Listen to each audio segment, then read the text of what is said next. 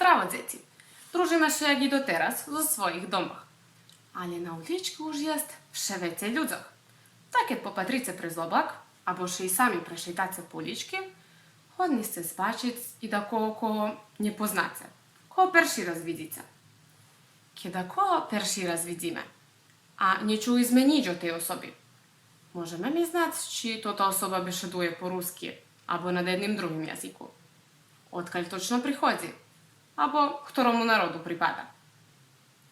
Przed 100 rokami, kiedy waszo czukun babi i czukun dziadowie byli młodzi, oni na uliczki mogli prepoznać, kto Rusnak, Serb, Slovak, Maďar albo z jednego drugiego narodu. Jakże oni to mogli znać? Czy mali takie supermocy, którymi nie mamy? Zażle mnie. I oni byli ludzie, jak i my. Wiem, że wtedy inszego oblekali. Każdy naród miał swoje obleciwo, po którym się rozlikowało od drugich. Tak ich za to było lekko prepoznać. Dnieżko widzimy, jak się to kiedy dawno oblekali Rusnacy. Ale co, że my możemy wiedzieć to te szmaty, kiedy oni więcej nie noszą? Że możemy ich widzieć na starych fotografiach, u muzejach, albo na tancoszach i śpiewaczach, którzy uczestwują na naszych festiwalach. A Agnieszka wam to te szmaty ukażą moje pomocniki. Hancia i Jani. Ta hajde zo mną, najpozakupujemy do ich ormanach. Pierwsze popatramy Hanciowo szmaty. Вона ma порихтані jakieś dwa kombinacje obleciwych. Jedno za robotu po obisce i jedno za kraśnie. Szmaty za robotu się wolali farbarskie szmaty. Jak chcecie da co farbić, ta się oblekacie do starszych szmatów, które śmiecie zabrudzić. A na święta i na weseliach oblekali światoczne szmaty. To te światoczne szmaty wolali ruskie szmaty. My našu Hanciu oblečeme do światocznych ruskich szmatów. Перше się oblekali spodnie szmaty, a potem верхні. Spodnia košulja z kratkima rukavami. A kolo pasu ще в'язали pod suknje. Jedna kratsza i daskelja dlugši. Pod suknje ще oblekalo, żeby верхня suknia była co širša.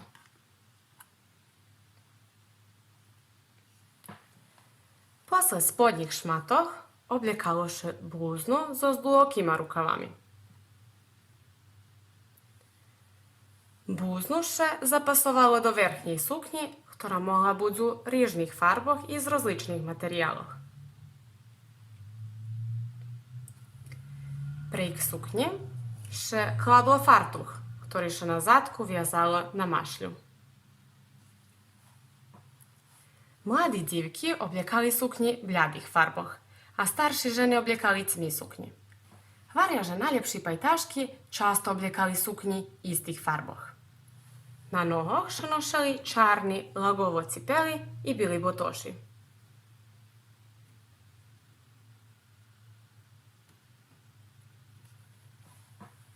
A na hlavu nemohlo klásť hočco, bo boli okremní pravila, ktoré trebalo počitovať.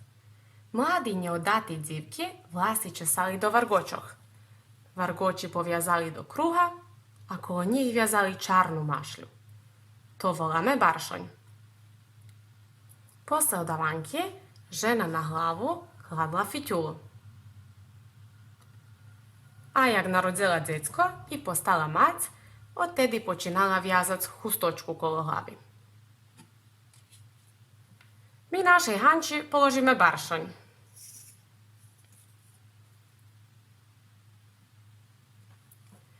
Jak прикраска, часто що у лівій руці ношила біла хусточка. Та так випатрали докеди руські дівки.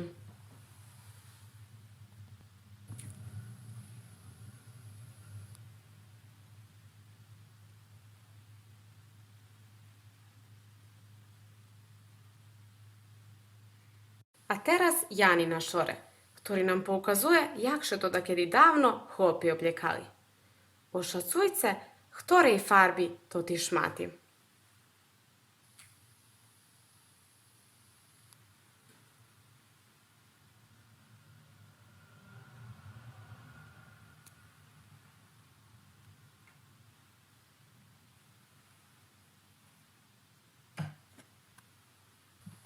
І хлопці мали шмати за роботу і святочні шмати. Od святочних шматок перш облякали білу кошулю, ktorú запасували до чарних панталонок. При кошулі облякали лайбік або реклу. Ми положимо лайбік. На ногах носили чарні скоряні чижми.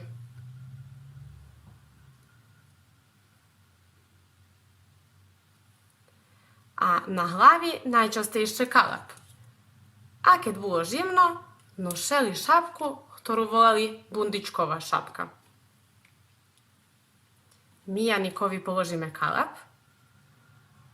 Ta teraz i von porichtani.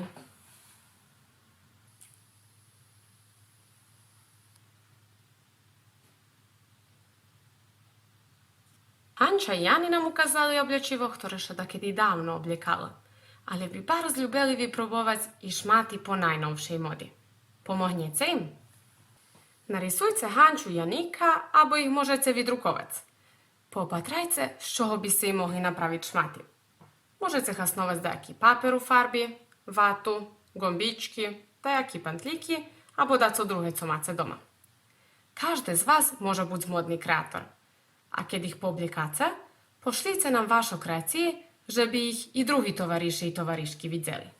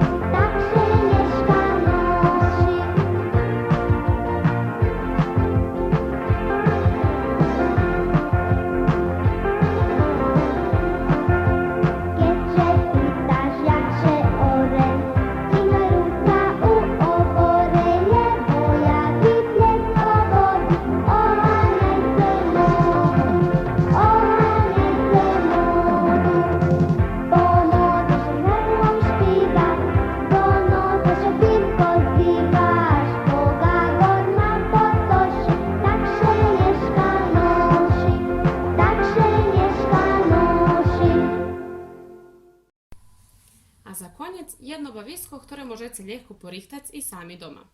U bawisku będziemy hasnować 6 rolni z toaletnego papieru i jedną labdoczku.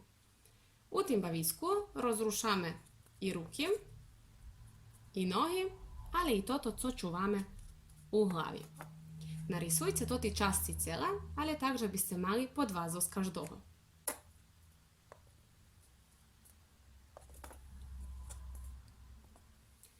Rolni składamy tak, że na koniec kładziemy 3. Oprez 2. I na sam predok 1. Cilj bawiska, żebyśmy z labdočku zvaljali co veći rolni. Odaljite še i odredite mjesto z którego budete gurati z labdočku. Važno je, żeby się labdočka kotuljala po žemi, a nie żeby skakala. No, najprobujemy.